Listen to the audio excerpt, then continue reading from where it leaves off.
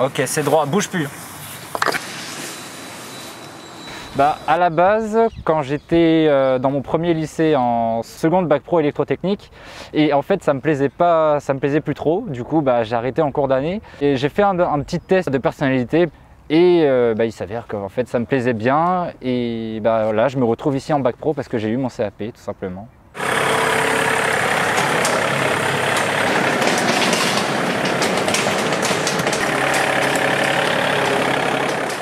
Je suis Monsieur Maria, je suis professeur d'horticulture à la section du lycée Chériou. Voilà. J'enseigne depuis à peu près une trentaine d'années.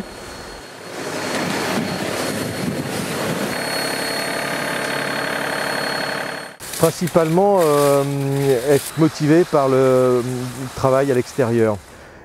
Comme vous avez pu le voir, les élèves qui sont ici travaillent beaucoup à l'extérieur. Par tous les temps, je vais presque dire, même si quand il pleut fort, on n'est pas à l'extérieur, mais ils sont habitués à travailler dehors et c'est la principale motivation dont ils ont besoin. Après le reste, les résultats scolaires suivent généralement quand ils sont motivés par ce qu'ils font. Nos élèves viennent principalement de CAP et de bac pro. Et ensuite, les élèves de CAP souhaitent souvent faire un bac pro par la suite. Les élèves de bac pro souhaitent souvent faire un BTS par la suite. Et il arrive parfois qu'on a des élèves qui fassent CAP, bac pro et BTS. Je suis allée aux portes ouvertes qu'on m'a proposées quand j'étais au collège. Et puis j'ai tout de suite adoré l'ambiance qu'ils nous avaient proposée aux portes ouvertes. Et puis comme j'aime la nature, je me suis assez intéressée à toutes ces filières-là, de l'horticulture, du paysagisme. Aimer la nature, vraiment aimer travailler dehors, la nature, enfin voilà, c'est aimer l'extérieur. Ici, comme ça. Donc ça c'est un document qui est créé en 3D, c'est pour permettre de communiquer. Alors on est dans un secteur qui est très porteur. Beaucoup d'entreprises recrutent nos élèves. On n'a actuellement aucun élève qui est au chômage. Dès qu'ils sortent d'ici, ils trouvent tout de suite un travail, enfin pour ceux qui veulent le faire bien sûr.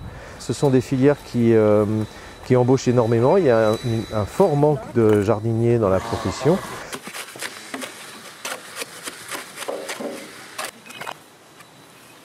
Il faudrait peut-être que tu prennes une règle métallique là maintenant. Bah oui, pour mettre de niveau, pédale ici jusque là-bas au fond.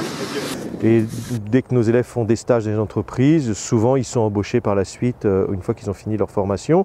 Et en tout cas, par exemple, les services municipaux des villes aux alentours recrutent beaucoup, que ce soit Vitry, Ivry, Créteil, toutes ces villes-là recrutent énormément beaucoup de jardiniers sont nos anciens élèves.